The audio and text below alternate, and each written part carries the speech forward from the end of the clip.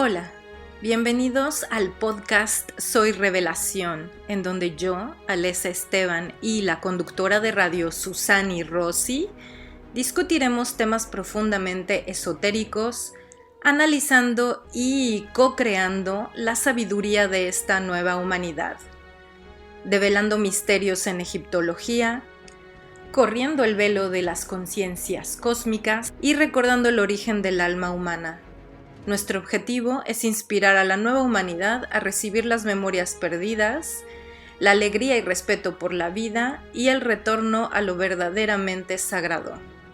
Gracias infinitas por escucharnos.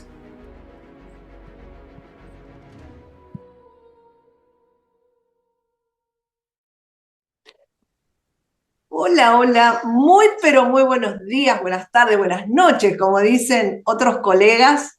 Queridísima Lesa, porque estamos aquí compartiendo este nuevo podcast y disfrutando mucho este día viernes. ¿Cómo estás, querida? Hola Sus, muchas gracias. Un poco cansada fue mi exposición ayer. La exposición de los códigos de pintura fue los códigos estelares aquí en Viena. Tuve mi exposición individual en una galería y fue fantástico porque, resumiendo así muy rápido, porque sé que tenemos un tema grande el día de hoy, despertó muchísimos comentarios súper profundos, filosóficos, o sea, no nada más comentarios, fueron, digamos, discusiones que entre todos estos puntos de vista de los asistentes, de pronto era, todo el tema fue espiritualidad y conciencia y cómo la espiritualidad, no sé, muchas veces es algo que justifica conductas cerradas del humano y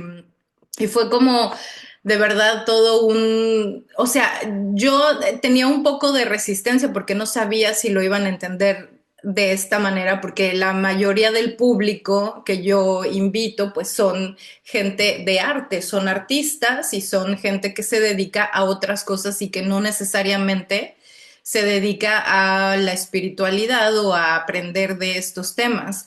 Y claro, como tiene todo un trasfondo de Egipto, egiptológico, pues estuve explicando muchas cosas de cómo los códigos de Isis y Osiris funcionan a nivel de aquí en la Tierra y cómo vamos a hacer la mejor versión de nosotros mismos a través de ese retorno a la divinidad, de esa expansión de conciencia. Entonces se armó una discusión muy interesante entre todos los asistentes con respecto a la dematerialización del primer código de Hathor. Fue como algo muy, muy intenso también. Los hizo pensar mucho y como poder sentir si es posible llegar a una nada, ¿no? Llegar al punto donde tú te conviertas en la nada y te expandas en esa nada al mismo tiempo, porque obviamente filosóficamente en el momento que tú piensas que vas a convertirte en la nada ya no eres nada, o sea, no podrías llegar a esa nada porque obviamente estás pensando en ello. Entonces es como por microsegundos una sensación que puedes alcanzar a través de cierto tipo de meditación con esos códigos, etcétera. Entonces, bueno, se habló mucho de meditación, se habló mucho de todas estas cosas. Entonces estuvo muy intenso, muy lindo, movió muchas cosas en mí a nivel personal, emocional también. Entonces estoy como digiriendo y retrabajando todo. Y pues Bonito. nada, muy contenta, muchas gracias. Te felicitamos, querida Lesa, súper merecido. Y además el tema del encuentro face to face, ¿no? El encuentro cara a cara, el encuentro físico, que vos tenés mucha experiencia y lo haces muy bien a través de los encuentros con Zoom, porque obviamente te sigue gente de todo el mundo, así que es imposible que estemos acá juntitos abrazándonos y dándonos un beso aquí, como nos gustaría. Pero esto de estar con la gente, viéndola, escuchándola, creo que aunque parezca algo nimio, no lo es. Cada vez nos vamos sintiendo más con esta necesidad de ese contacto, de esa expresión también a través de ese contacto físico, porque ese feedback que va y viene es algo que nos nutre y nos vamos con el alma llena, ¿no? Evidentemente, el contacto físico, energético, es súper, súper nutritivo. De hecho, hasta a veces, cuando esos encuentros también significan posturas muy opuestas a lo que uno en realidad está queriendo aportar, ¿no? O cuestionadoras, pero aún así todo es muy intenso y muy transformador. Así que te felicito y seguramente este va a ser el disparador para nuevos encuentros físicos con la Sí, gente. seguro. Sí, sí, sí. Me decían, ¿por qué no tendrías que dar las pláticas de artista o una artist talk? Le dicen aquí, ¿no?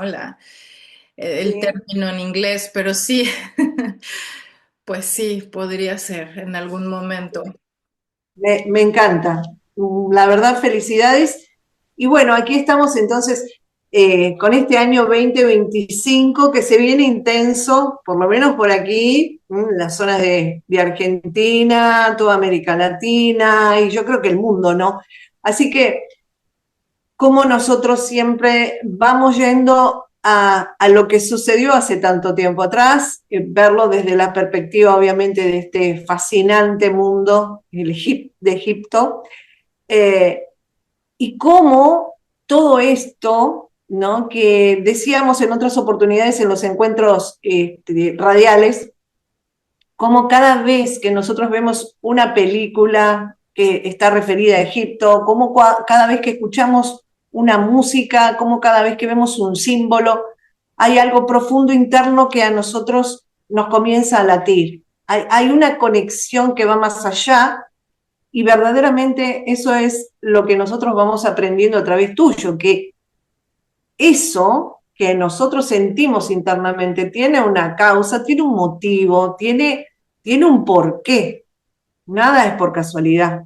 Y estamos en un momento de correr velos, ¿no? Y abrir esta perspectiva de poder conectarnos con información sumamente valiosa que nos va a ayudar a que esos latires y esa sensación que es interna se abra al entendimiento, a la comprensión.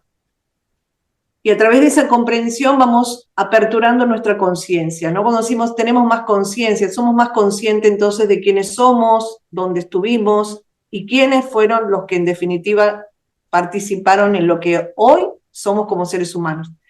Entonces, nos quedó en el podcast anterior la información pendiente de quién fue Akenatón. No escuchamos mucho de Akenatón, cosas positivas, pero realmente hay un trasfondo que no conocemos y que ahora obviamente a través tuyo, ¿no? Con todo tu conocimiento de egiptología y además con esta capacidad intuitiva de canalizar y ver y sentir, eh, podemos conocer un aspecto que para mí eh, es fundamental, porque está absolutamente ligado y conectado con la realidad que hoy estamos viviendo y que conocerlo justamente nos va a dar elementos que nos van a correr más los velos, ¿no? Así que vamos hoy con este tema importantísimo y luego cuando lo termines de exponer, hay algunos puntos en donde voy a conectar, eso desde mi perspectiva, qué cosas que vos decís con respecto a Kenatón están vinculadas a la realidad de hoy, al día a día. Porque muchos te dicen, pero ¿para qué me sirvió? Esto pasó hace miles de años y entonces aquí está el tema.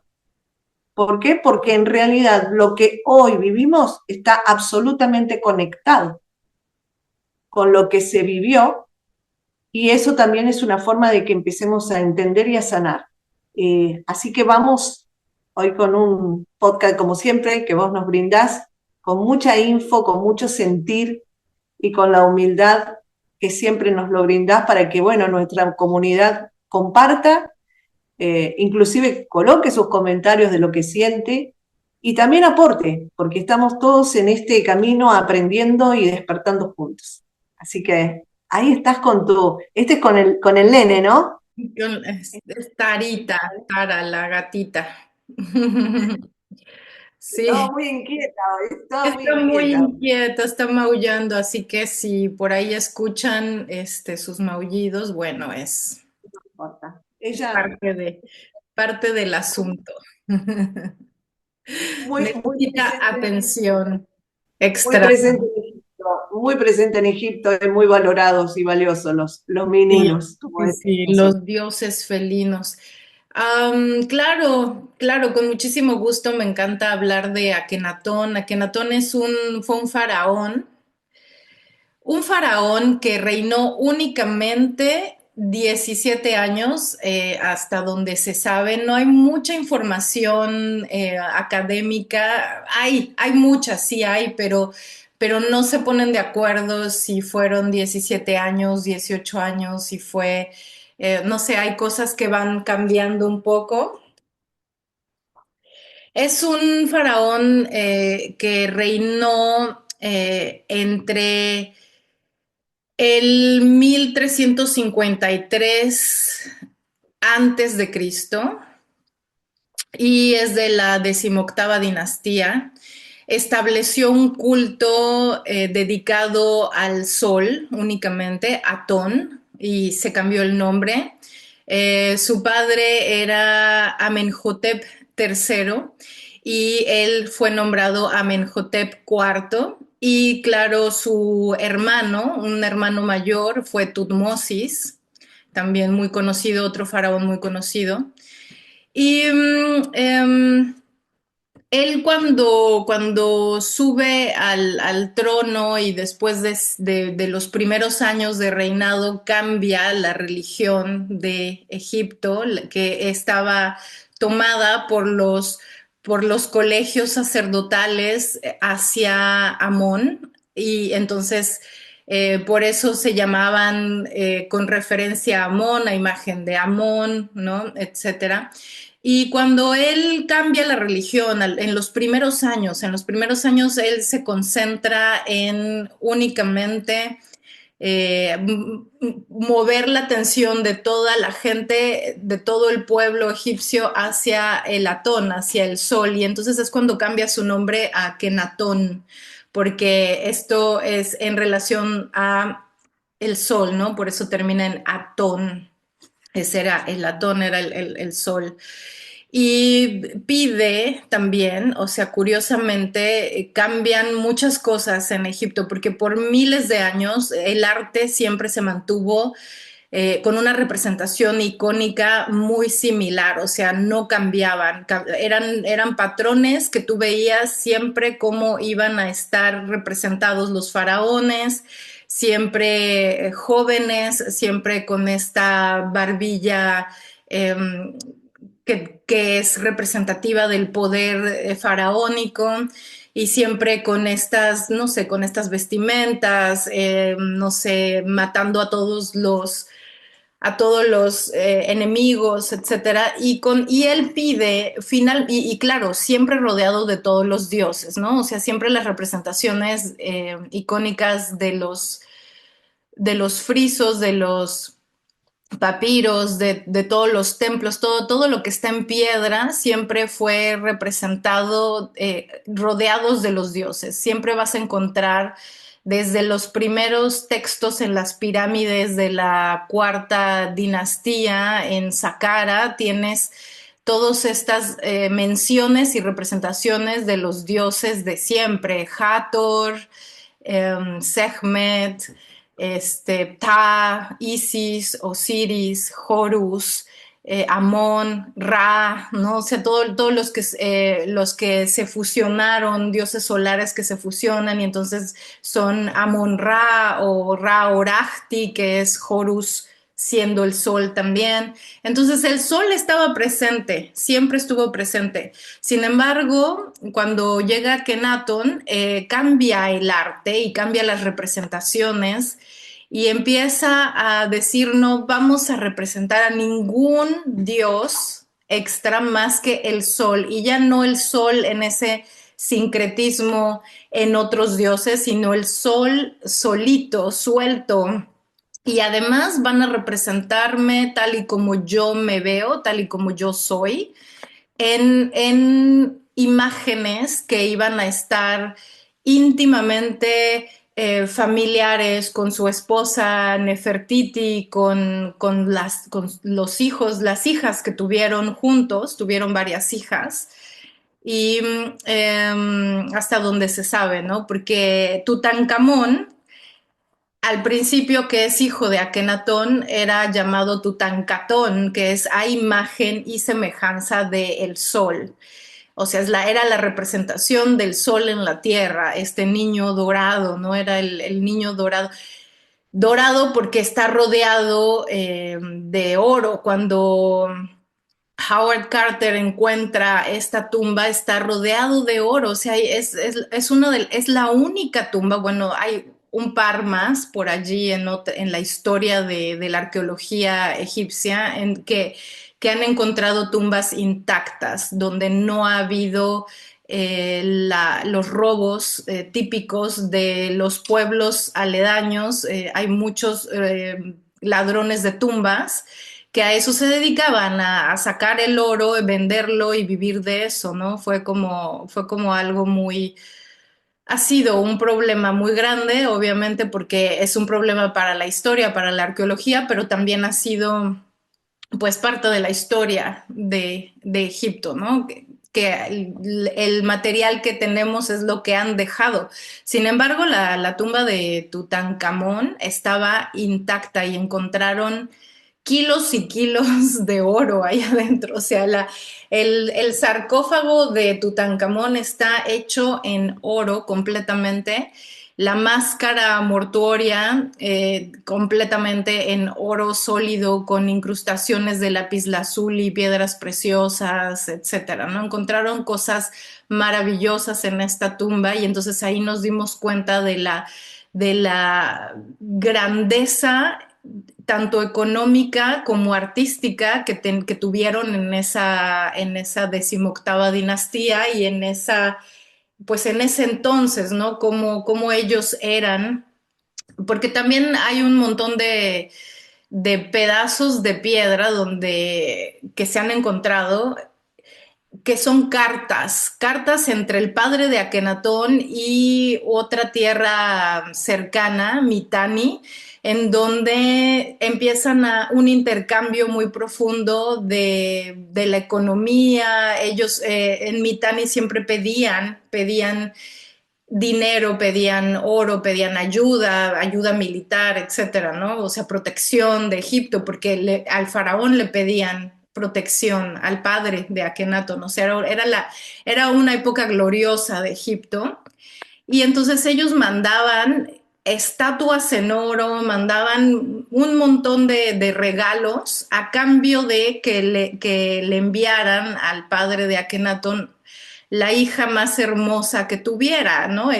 Para casarlo pues con él, para que fuera una de sus esposas, que finalmente es Nefertiti, que venía de esta tierra lejana. Esta gran belleza fue como intercambiada, llega ella muy joven a la corte de Amenhotep tercero, y que además Amenhotep tercero era súper devoto de Sekhmet. En su templo en Luxor han encontrado más de 600 estatuas de Sekhmet con la cabeza de leona, ¿no? Es la diosa madre guerrera, eh, preciosa con cabeza de león. Entonces, vaya, encuentran todas estas estatuas. Él era muy devoto de esta diosa porque le otorgaba poder, protección, magia, etcétera, que son las cosas importantes en este momento. Y llega Nefertiti, y finalmente es ella quien se casa con el hijo, con Amenhotep IV, que va a convertirse en Akenatón. Y Akenatón y ella estaban muy de acuerdo, parece ser, según todos los documentos que se han encontrado, en adorar al sol nada más y en que no necesitaban otros dioses intermediarios. Entonces, este cambio fue un shock tremendo en la política, en la sociedad de ese entonces, porque además decide mover la capital que estaba en Tebas a lo que actualmente se conoce como Tel El Amarna. Él le pone el nombre de El Horizonte del Sol, así se llamaba esta ciudad. Entonces, este nombre le pone igual, es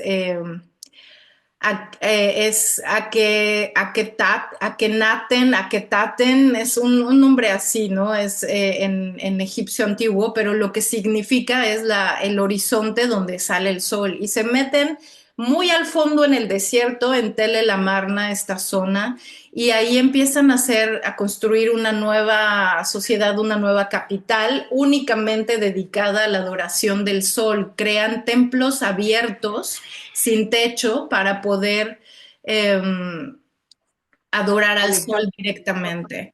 Y todo, imagínate, o sea, si así estaba la tumba de Tutankamón llena de oro, nos podemos imaginar cómo estaba todo cubierto de oro y de piedras preciosas y de colores, de pigmentos azules, que eran pigmentos que se hacían con las piedras de lapislázuli y todo, y eran muy, muy caros, ¿no? Son pigmentos difíciles de conseguir, pero vemos como en algunos templos todavía están cubiertos con estos pigmentos azules, como por ejemplo el templo de Dendera. Claro, es muchísimo después, ¿no? El templo de Dendera en cuestiones arqueológicas, porque ese templo pertenece a los romanos, ¿no? A los Ptolomeos. De hecho, fue cuando los Ptolomeos estaban allí. Y lo que pasa con los templos es lo siguiente: eran lugares sagrados desde muchísimo tiempo antes, desde millones de años antes, bueno, miles de años antes, y cada dinastía sabía la importancia de estos lugares sagrados y entonces seguían construyendo, reparando y conservando estos templos. Entonces los Ptolomeos no hicieron lo contrario, o sea, llegaron y se insertaron a la cultura de Egipto y entonces siguen conservando y eso es por eso ¿cómo se dice? Esa manera de datar estos templos es a través de, no sé, las escrituras que están en los templos y dicen, este templo es romano. Y entonces dices, no, no es romano, simplemente lo reconstruyeron, pusieron sus propias iniciales allí o sus propios sellos, porque esto era lo normal para estar en concordancia con esa divinidad, con esa legitimación de divinidad. Y pues por eso, ¿no? Están así. Pero estos templos son antiquísimos y Dendera es uno de los mejores conservados a la fecha, que es un templo dedicado a la diosa Hathor, que hemos ido en meditación allí, ¿verdad? En proyección astral cuando los códigos, entonces es un templo de los más hermosos. Está cerca de Luxor, pero más hacia bajando hacia el Alto Egipto, donde está el templo de Abu Simbel, o sea, más hacia adentro. Pero bueno, volviendo a Kenaton, todas estas cosas contribuyen a que fue un faraón controversial, considerado hereje, porque los colegios de sacerdotes se molestaron muchísimo porque ellos vivían de eso, obviamente, de ser intermediarios entre los dioses, todos los dioses y toda la gente. Entonces iban ganando mucho poder y obviamente esto pudo haber sido una de las, no se sabe con precisión, pero pudo haber sido una de las razones por las cuales Akenatón dicen, basta, ahora no necesitamos intermediarios, yo puedo ser directamente conectado con mi divinidad, con el sol, que es la única divinidad que quiero ahorita que nos enfoquemos en eso. Y al hacerlo, lo hace al lado de su llama gemela, contraparte femenina, Nefertiti, porque obviamente se ve en las representaciones de las estelas, en donde representan a esta familia, se ve que ella siempre está naturalmente conectada también con el sol. Del sol siempre salen estos rayos magníficos que al final tienen unas manitas que portan la llave de la vida, el Ankh, que es esta cruz de Isis, la cruz que se conoce como de Isis, el Ankh, y esto se los está dando directamente, que es la vida eterna, es la llave a este conocimiento divino, etcétera. Entonces es como mucha gente habla mal de Akenatón y dice, claro, porque creemos que era muy egocéntrico y él se sentía un dios porque quitó a todos los intermediarios y se proyectaba a él mismo como un dios. Y bueno, y también hay mucha controversia con respecto a cómo se representaba él físicamente, porque si él pidió, ¿no? Bueno, es una de las teorías, si él pide que se le represente tal y como se ve, esto ha generado un montón de polémica, porque él es representado con caderas anchas, a veces hasta con pechos de una forma un tanto femenina, ojos rasgados, cráneo demasiado grande, alargado, ojos demasiado grandes, almendrados, alargados, una quijada prominente, labios carnosos, grandes. Es realmente impresionante cuando uno tiene la oportunidad de ver estos bustos, estas esculturas que son a gran escala, son gigantescos algunos. Hay un busto que es parte de una estatua, pero solamente se conserva la parte del cuello y el rostro y parte de la corona, que está en el Museo de Luxor de arte. Cuando uno entra allí y te topas con esta escultura, o sea, la primera vez que yo lo vi, yo sentí como si respirara, o sea, fue una sensación muy fuerte energéticamente hablando, porque cuando ya estamos trabajando en esta cuestión espiritual, podemos tener una percepción engrandecida o exaltada de la energía y podemos realmente conectar en otros niveles con las cosas que están cargadas de esa energía. Los egipcios, todas sus esculturas las hacían en granito, que tiene muchas veces cuarzo, que sabemos que con los cuarzos han construido las computadoras y los chips y la memoria, y entonces tienen memoria, tienen una manera de almacenar información que obviamente no está tan conocido en estos tiempos, pero que ya se está develando todo esto, como bien sabemos. Y entonces uno puede percibir esa información. Cuando tú estás en contacto con las columnas de estos templos, con los templos mismos, con las esculturas, aunque no las toques, o sea, simplemente de verlas, estás recibiendo toda esa información que está almacenada en en esas figuras, en esas representaciones. Por eso es tan importante para todos nosotros que somos espirituales ir a Egipto en algún momento de nuestra vida y tener nuestra iniciación, porque absorbemos una cantidad de energía impresionante y es lo que abre las puertas a este conocimiento, al conocimiento espiritual. Y entonces de allí podemos a veces percibir y resonar con cierta energía. Y de allí puedo yo decir que el problema de la egiptología y de los académicos es que no tienen esta sensibilidad despierta para poder conectar desde ese otro sentido que tendría, de hecho, debería de hacernos clic y de tener sentido en la vida, porque los egipcios siempre fueron, y esa civilización antigua que fue sumamente elevada y que cayó, fue cayendo con el tiempo, con el paso de los miles de años, porque estamos hablando de una historia de más de, no sé, la que se conoce oficialmente, académicamente, 6.000 años de antigüedad. Entonces, yo me iría mucho más atrás según otros arqueólogos como, no sé, Graham Hancock y Robert Bauval, son considerados arqueología prohibida porque es información que se sale de lo que ya está establecido académicamente.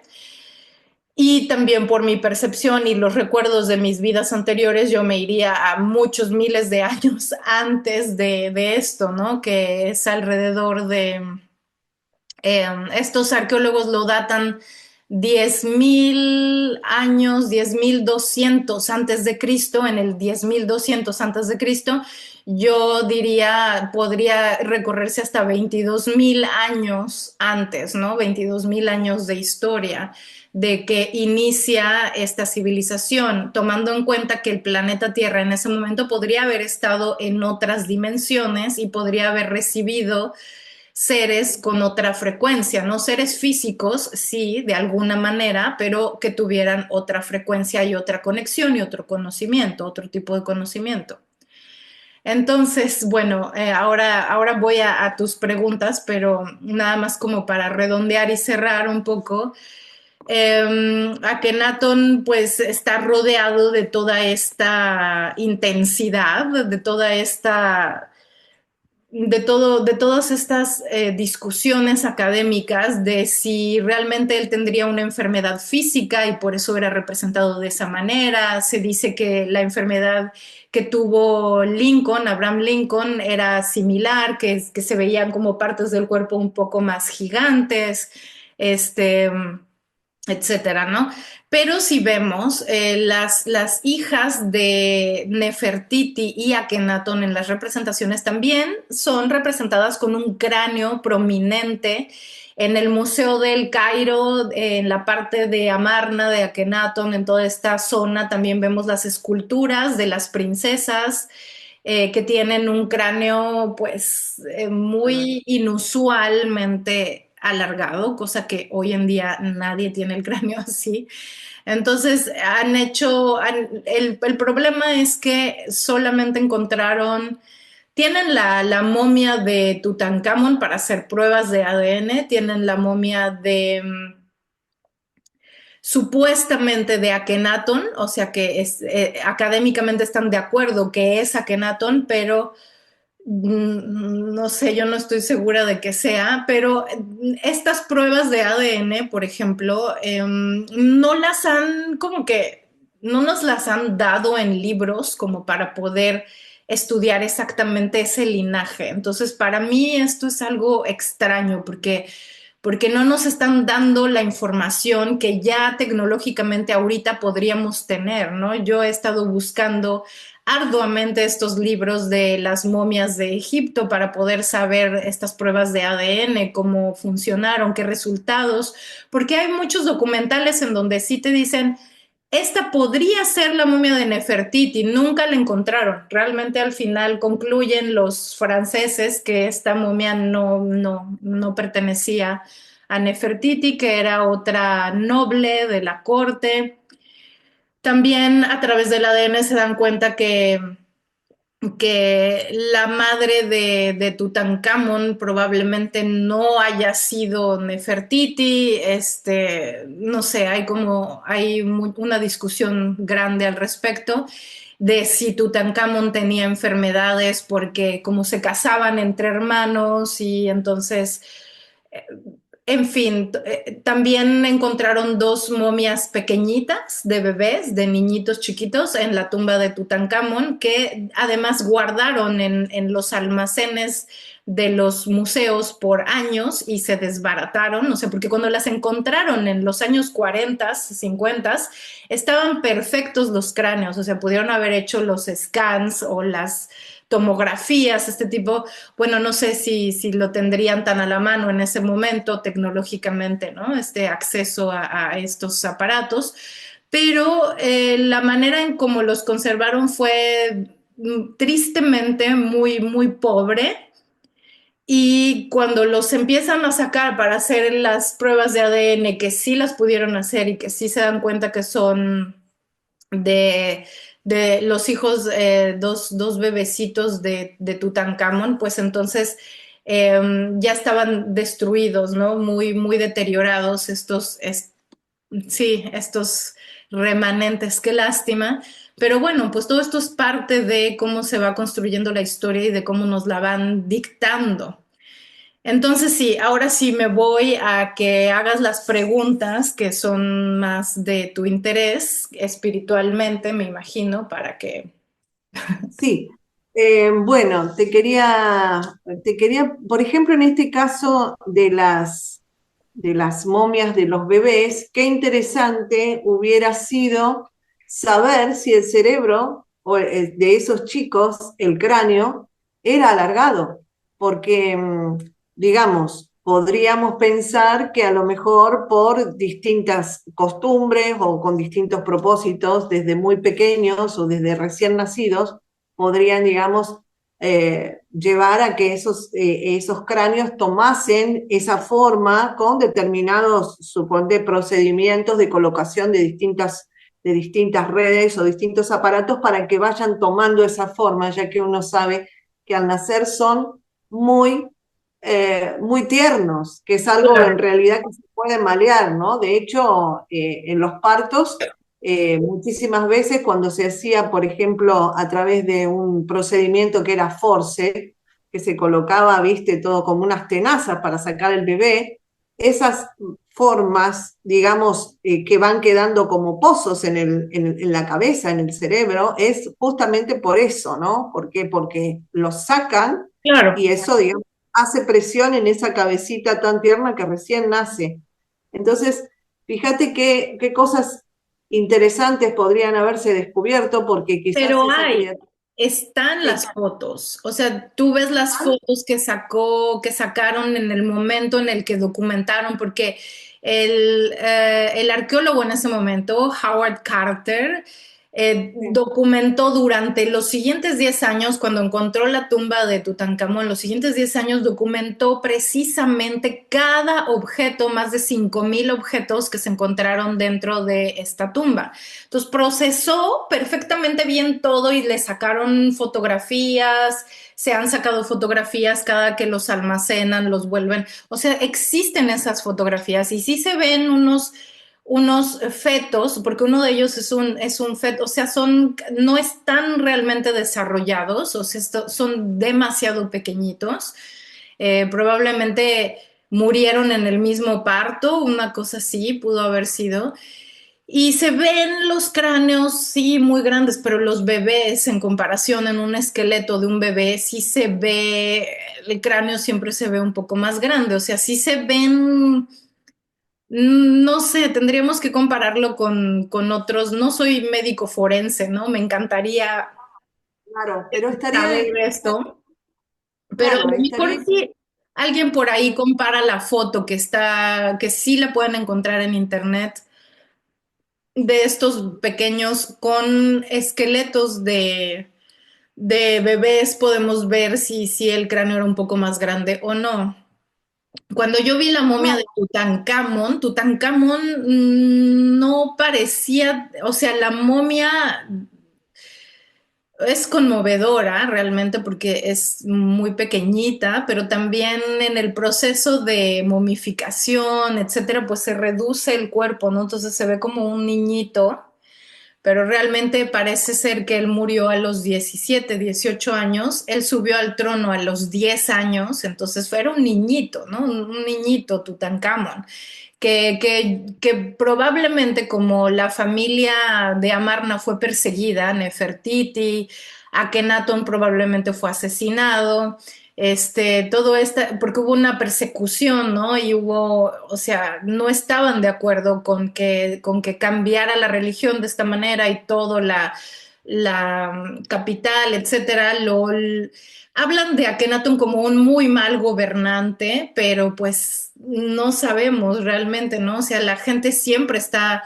en disconformidad con respecto a sus gobernantes y la verdad es que los gobernantes desde un punto de vista espiritual y cabalista son el reflejo de nuestra propia conciencia como colectividad, como pueblo. O sea, el gobernante es el reflejo de lo que merecemos a nivel de conciencia. Entonces, realmente mucha gente pudo haber estado en contra, también porque encontraron unas tumbas en Amarna con huesos que dicen son de niños pequeños entre 8 a 15, 16 años. Es como una tumba clandestina en donde están todos los huesos así aventados y tienen desgaste como si los hubieran hecho cargar piedras, trabajo forzado, etcétera. Y realmente esto no hay una explicación, ¿no? O sea, yo no tengo una explicación para decir si fue Akenatón quien los obligó a trabajar o no fue Akenatón, ¿no? En realidad no podemos saberlo porque se encuentra esa evidencia y las teorías apuntan hacia que eran estos niños esclavos. Ante lo que yo tengo entendido, tanto por mis canalizaciones como por otros estudios de otros arqueólogos, no existían los esclavos. Hasta donde yo sé, la gente cuando quería colaborar con alguna construcción lo hacía porque era algo que los motivaba espiritualmente como propósito a hacer eso. Entonces, la energía que tienen las construcciones no es energía de sufrimiento. Cuando tú vas por ejemplo, a Polonia y ves los edificios y tocas un edificio que están, no están tan limpios, o sea, no los cuida tanto el gobierno, puedes sentir que ahí hay sufrimiento, puedes sentir como, se siente algo frío y algo como, claro, fueron perseguidos, hubo mucha, sabes, en la época de la Segunda Guerra Mundial, etcétera. Entonces se puede sentir esa vibra, esa frecuencia en las ciudades. Yo he sido una persona que he viajado mucho y he ido a muchas ciudades y he sentido las frecuencias de cada ciudad. Y te puedo decir que en Berlín también se siente una efervescencia, un choque de frecuencias de distintas, opuestas, ¿no? No sé, es una efervescencia muy rara, pero en Polonia puedo sentir esto. Y en este lugar, en Egipto, lo que uno siente ante los monumentos y las piedras y todo es conciencia. Entonces no es magia, es algo que dices, no pudo haber sido a través de sufrimiento y esclavitud que hayan construido este monumento. Y cuando tú ves Claro. los monumentos y las esculturas de Akenatón, lo ves como algo fuera de esta realidad. O sea, lo que yo siento cuando estoy ante esto, claro que mucha gente podrá decirme, pero académicamente no puedes probar que lo que tú sientes es tu propia opinión y es lo que tú sientes y estás equivocada, ¿no? Es lo que muchos compañeros me han dicho en algún momento, ¿no? Así como de no, porque las pruebas son las pruebas. Ahí tienes todos estos huesos desgastados de niños enterrados en Amarna y yo digo, bueno, ¿y qué? Nunca ha existido la manipulación de información, nunca ha existido, no habrá sido parte de la misma conspiración en contra de Akenatón y Nefertiti que pudieron plantar allí esos huesos de esos niños o pudieron, o sea, no sabemos cómo se dio ese conflicto a nivel político, a nivel social, a nivel interno, ¿no? En ese momento. Lo que sí sabemos es que era una época de grandes cambios y que en cierta forma Akhenaton nos influenció o influyó en ese momento a toda esta gente para que voltearan a ver un aspecto de divinidad que les decía uno solo y tú sin intermediarios, ¿no? O sea, tú con la eternidad, con la divinidad, con la creación misma, uno a uno, sin todo sin darle el poder a otros, porque esa es la manera en cómo comienza la corrupción de la religión. Y entonces, convenientemente, pues hay también muchos estudios con respecto al cristianismo y el monoteísmo diciendo que empezó allí, empezó en la época de Akenatón. Y es esto, ¿no? Es una cuestión de uno a uno, de ver uno solo, pero él nunca negó, o sea, no hay como que tampoco unos documentos en donde haya destruido las imágenes de los otros dioses, porque esta era la manera en cómo ellos causaban la pérdida de esta memoria. Es una palabra eh, en griego, ¿no? en latín, que es designada para cuando un gobernante quiere imponer su nombre y borrar de la memoria del pueblo, de la memoria histórica, el nombre de ese otro gobernante, ¿no? Entonces, ellos, que fueron varios de esta familia, Hatshepsut, entre ellos, Akenatón y Tutankamón, son considerados estos faraones herejes y han sido borrados, ¿no? Han sido tachados de sus nombres y sus rostros de los templos. Entonces, si Akenatón hubiera sido tan fuerte en negar la existencia de estos otros dioses, no sería coherente que en vez de mover la capital, cambiara todo, detuviera los templos, detuviera bajo, si él era considerado este tirano, este poder terrible, no, o sea, hemos visto, tenemos ejemplos de los romanos, ¿no? Cómo hacían esto, cómo persiguieron a los cristianos. Y la manera era, los perseguían, quemaban sus templos, quemaban a los sacerdotes, ¿no? Desollaban a los sacerdotes incluso, ¿no? Los cristianos mismos, tienes la historia de esta sacerdotisa Hipólita que fue desollada viva, fueron los cristianos, porque era pagana, ¿no? Porque estaba enseñando las leyes de los planetas y de la naturaleza, porque ella era sacerdotisa egipcia, entonces tenía estos conocimientos. ¿Y cómo fue suprimido el conocimiento? Entonces, esto no es algo que Akenatón haya hecho para nada. Él jamás destruyó de esta manera, jamás se fue en contra de los sacerdotes de Amón. Tanto es así que ellos, cuando muere o cuando desaparece Akenatón, mueven a Tutankamón al poder y le cambian el nombre a Tutankamón otra vez y lo obligan, era un niñito, no tenían que hacer mucho, simplemente vuelven a la conciencia de lo que eran los dioses anteriores. Y de hecho, Tutankamón muere muy joven, no se sabe a ciencia cierta. Bueno, en la autopsia dicen que hay una autopsia que dice que murió de cosas naturales y hay otra autopsia que dice que tenía como una fisura en el cráneo y su cráneo en las reconstrucciones sí lo hacen un poquito más voluminoso de lo normal. Y dicen que a lo mejor lo mataron, ¿no? Le dieron un golpe en el cráneo y ahí murió y dices, bueno, ok, o sea, no, ahí termina como esta gran dinastía. Viene otra magnífica y maravillosa dinastía también, así que a mí me queda claro que todo sucede en la perfección del universo de alguna manera como tiene que suceder, porque la dinastía que sigue va a ser la dinastía de los militares. Nunca habían subido al poder los militares y en este caso Seti, el padre de Ramsés II, que también es una gran dinastía, ¿no? Suben al poder después o sea, son los sucesores, ¿no? De esta dinastía hereje.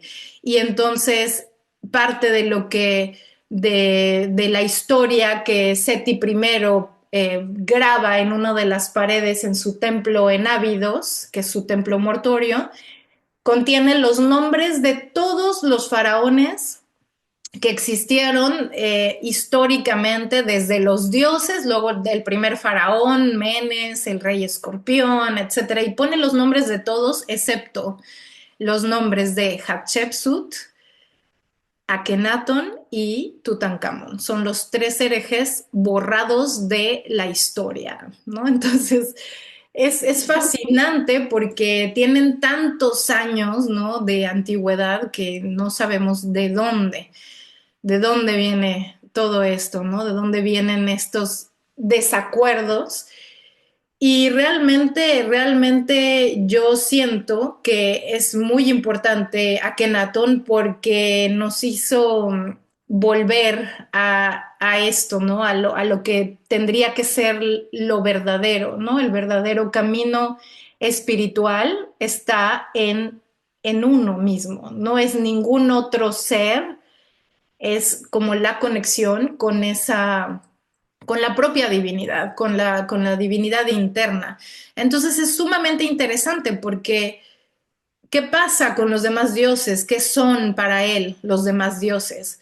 Pues yo siento que eran aspectos de esa divinidad y herramientas de información que nosotros encontramos en nosotros mismos, pero yo siento que tuvieron que venir quienes, hay entre Egipto y los sistemas estelares, que es lo que también nos compete como tema, hay una relación súper marcada en los templos, en todos los documentos, con Sirio, con la estrella de Sirio.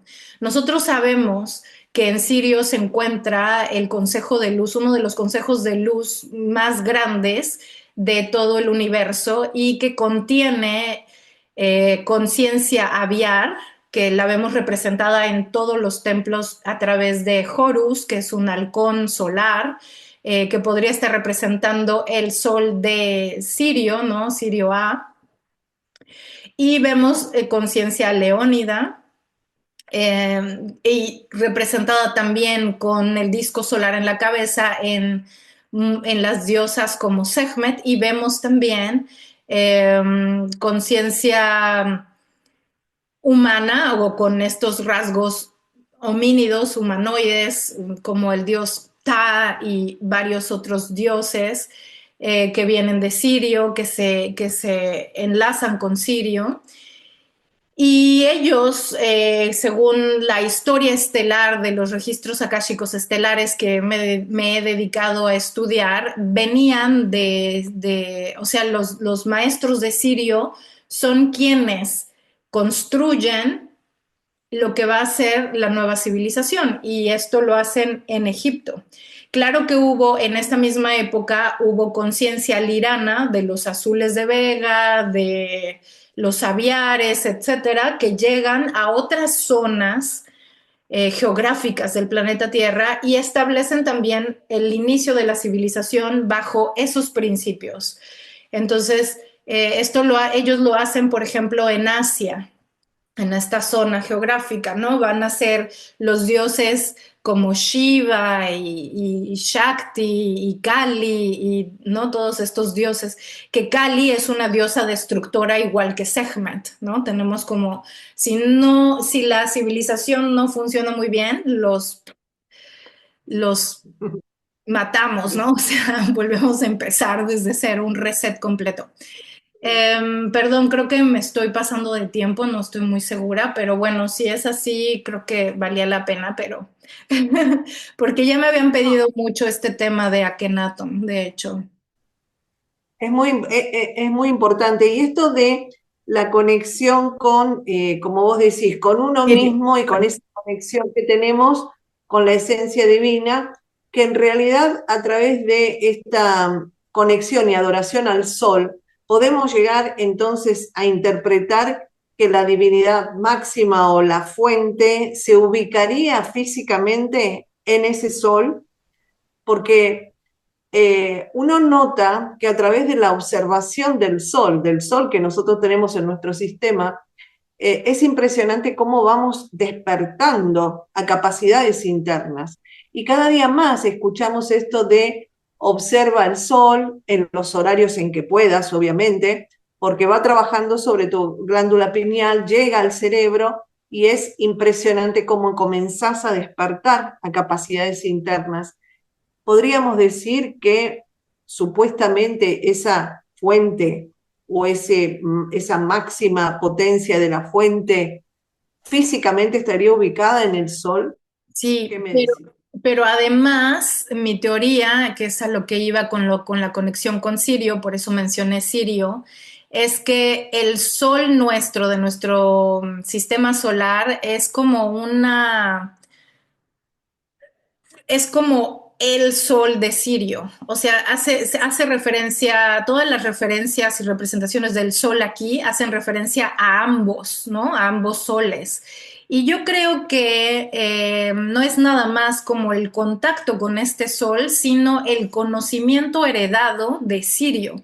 Lo que nos están indicando también es como este conocimiento espiritual que se dio desde el principio de los tiempos es lo que uno tiene que recuperar.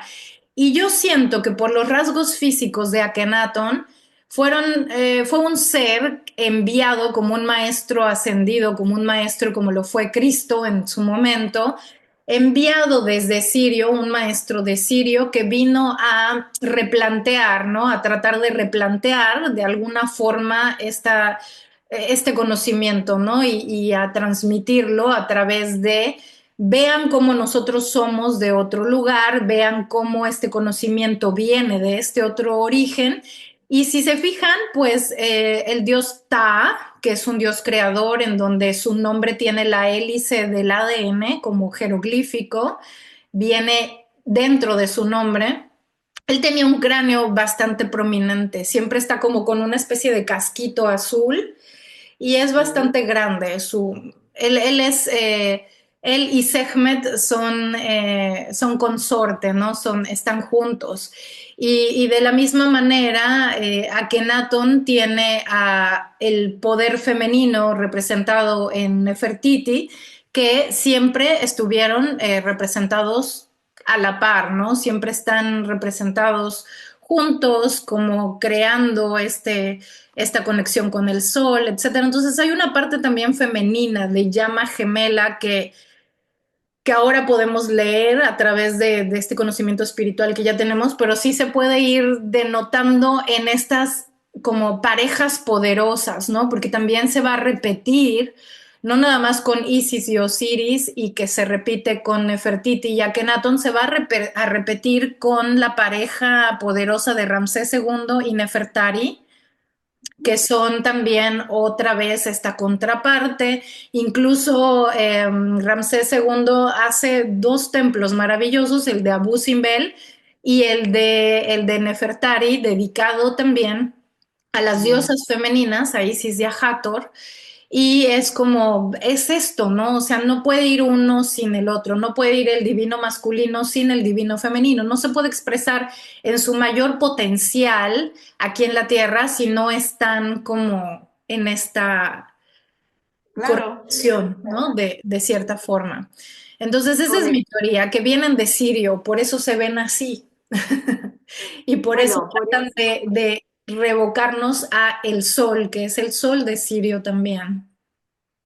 Bueno, es muy coherente, es muy lógica y muy profunda la apreciación que das con respecto a energía femenina, energía masculina, la complementariedad y cada una de las dos aportando lo que es la realización de la manifestación, ya sea de lo que es la manifestación a través de un hijo, como también la manifestación a través de una realidad, de una civilización, de un espíritu de creación.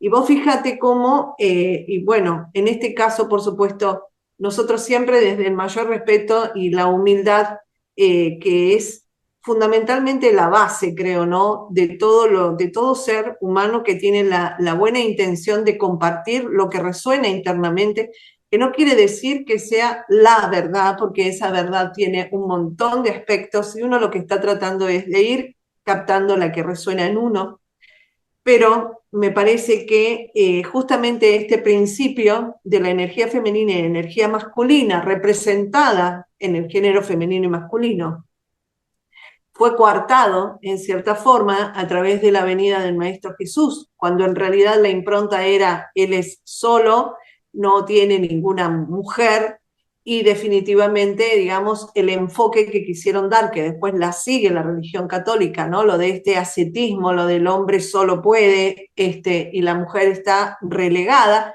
y lo que en realidad la moda hizo en este último tiempo, de justamente, por lo menos en lo que sucede en toda la parte de acá de América Latina, ¿no? De correr la energía masculina a través de la preponderancia de la femenina, en este vaivén donde no existe un principio de complementariedad y respeto mutuo y de absorber, digamos, la virtud y reconocer la virtud de ambas fuerzas, ¿no? Es este empecinamiento en tener que estar uno por encima del otro, y uno enemigo del otro. Creo que tiene mucho que ver con esto que estamos hablando de toda una historia, de toda una existencia que definitivamente, evidentemente, desde siempre tuvo la información correcta, la información certera, la información de la armonía y del amor, y obviamente la intención de otras energías que siempre estuvieron empecinados en distorsionar Ujú. ese mensaje, como nos Exacto. pasa hoy, y vos lo sabés, quizás no pasa tanto en el lugar en donde vos estás, pero sí a nosotros nos pasa que han creado una enemistad y una aversión, fundamentalmente, ¿no? Entre las fuerzas de energías femeninas y masculinas. Y eh, esto es importante porque a través de, obviamente, de información que no está reconocida académicamente o por la oficialidad, que en definitiva es la que aparentemente tendría siempre la razón, pero obviamente que es porque es el poder que detenta el control. La vida de Jesús en realidad no había estado tampoco sola, sino que, bueno, dicen que sí tuvo su consorte, que sí fue María Magdalena.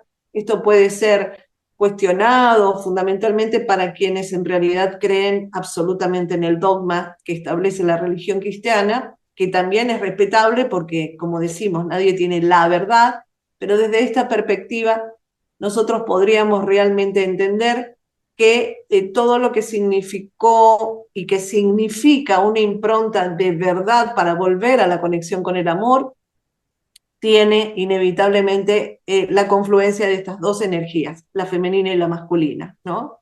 Bueno, esta es la perspectiva que yo doy, que te vuelvo a repetir a toda la comunidad, es la que uno va observando a través de dónde va resonando con la información y que todo tiene una lógica. Claro. Así que bueno, eso es, ¿no? Lo que Y uno va notando. de hecho, Cristo sabía que esto iba a suceder. O sea, él sabía, entre sus sabias frases llegó a decirlo, ¿no? O sea, ustedes, o sea, vienen tiempos difíciles, ustedes solo confíen en Dios interno, en Dios interno.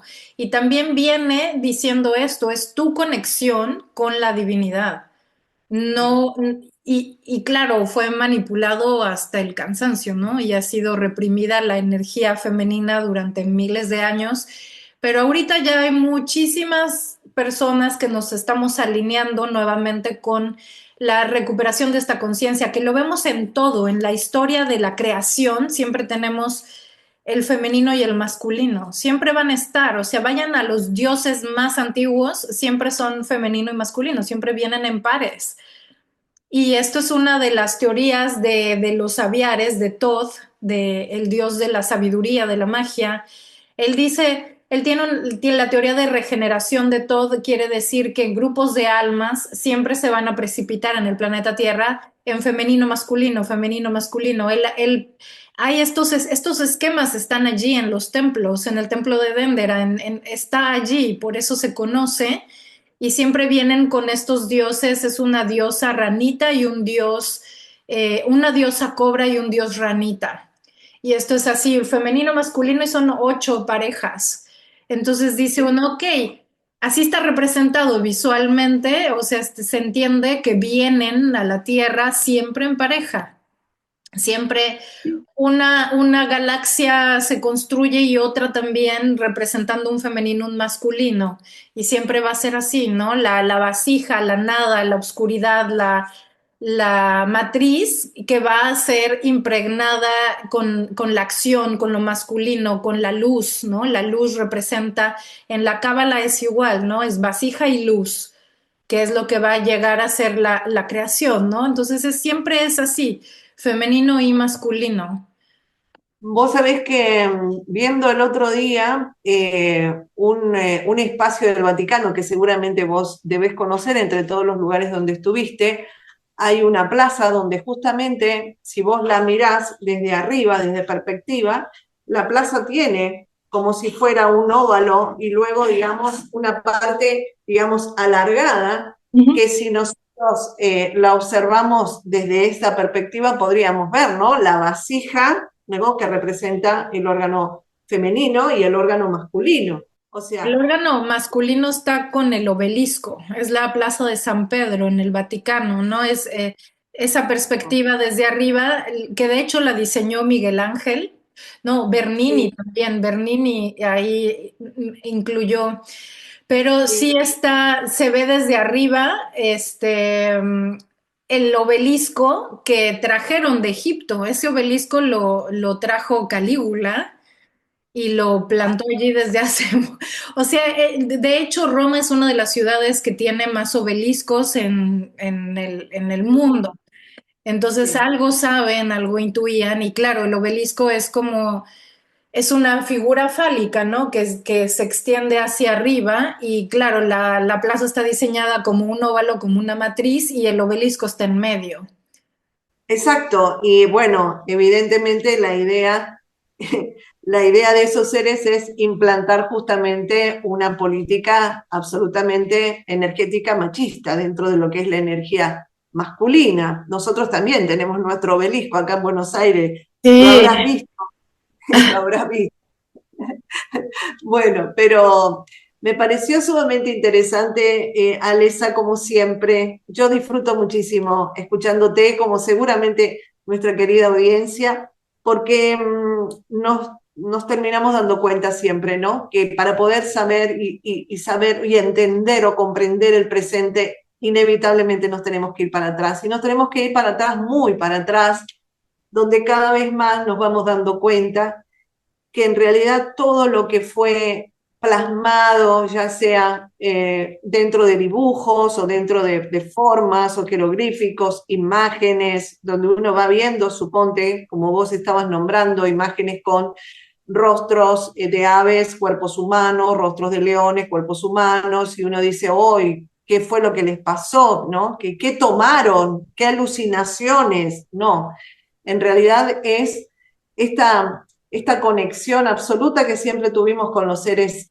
estelares y este origen en realidad con ellos, o mejor dicho, nuestro origen dependió de ellos, de otros tipos de existencias, de vidas y verdaderamente de un planeta Tierra que es tan rico y que tiene tanta historia y que tiene tantas experiencias y tanta sabiduría y que también tuvo y tiene tantas acciones de quienes no quieren que se revelen esta verdad porque verdaderamente es una verdad de amor, es una verdad de plenitud, es una verdad de manifestación, de esa cosa interna que resuena en uno, de decir, la vida tiene un sentido divino, tiene un sentido espiritual, no puede ser esto nada más la vida. Hay algo que late dentro de nosotros que nos da a entender que hace mucho tiempo estuvimos, que vamos a seguir estando y que hay mucho para poder recordar. Así que es un placer y un honor estar contigo, aprender a través de tus talleres tanto. Y yo invito a nuestra audiencia a participar de estos talleres, de estos encuentros. Y no es desde el aspecto económico, que obviamente sí uno se dedica a esta actividad, sino fundamentalmente para poder tener herramientas que nos ayuden internamente a ir despertando. Porque el despertar es interno, pero hay muchas herramientas que nos ayudan justamente a hacer ese clic, ¿no? Entonces, yo los invito porque, bueno, es un camino que yo vengo transitando hace mucho y que verdaderamente para poder ir abriendo a la percepción de tantas cosas internas, contamos con muchas herramientas, que nada es la panacea, porque la panacea está dentro nuestro. Es eso. sí, pero efectivamente coincido que uno de los caminos para encontrar la verdad interna es el conocimiento. Uno puede Sí, conocer, o sea, estudiar Egipto, estudiar religiones, estudiar espiritualidad, estudiar. Y sí, uno va conectando y uno se va enterando de cuál es la verdad interna. Así que te agradezco muchísimo, Sus, por estas preguntas y todo. Creo que siempre es enriquecedor para mí también, además de que me apasiona intensamente hablar de Egipto y de todo lo que conecta con ello. Y sí, Para cerrar, quería nada más agregar a esto que dices de que siempre hubo esta conexión con los sistemas estelares. Por supuesto que siempre pensábamos antes, cuando no había esta apertura, cuando no había avanzado la frecuencia, cuando no estábamos tan despiertos, decíamos, estos son representaciones simbólicas de algo, no son representaciones reales, pero se nos cayó la quijada al suelo cuando en meditación o en sueños o en nuestras propias experiencias extracorporales empezamos a ver a los seres con cabeza de león hablándonos y con cuerpo humano. Ahí fue cuando dijimos, ok, aquí hay algo que va más allá de una representación simbólica, que fue cuando conectamos, perdón, con nuestra propia resonancia. Cuando los vimos nosotros es cuando dijimos, ok, aquí hay algo más. Muchas gracias Claro. y nos vemos a la próxima, mi queridísima audiencia, mi queridísima Sus. Los amo Y con el bueno, alma. Bendiciones, millones de bendiciones. y como siempre decimos, abrazo gigante de corazón a corazón. Gracias. Muchísimas gracias. Chao. Recuerden que pueden seguir conectados con nosotras a través de nuestras redes sociales. En mi canal de YouTube como Alesa Esteban, en Instagram me encuentran como conexión-maestra y mi página de web es alesaestelar.com. A Susani Rossi la encuentran en su canal de Telegram como Susani Rossi Radio, en YouTube como Susani Rossi y también en Facebook bajo el nombre de Susani Rossi. Gracias nuevamente por su presencia y por abrir su corazón a este encuentro. Nos escuchamos en el próximo episodio. Hasta pronto.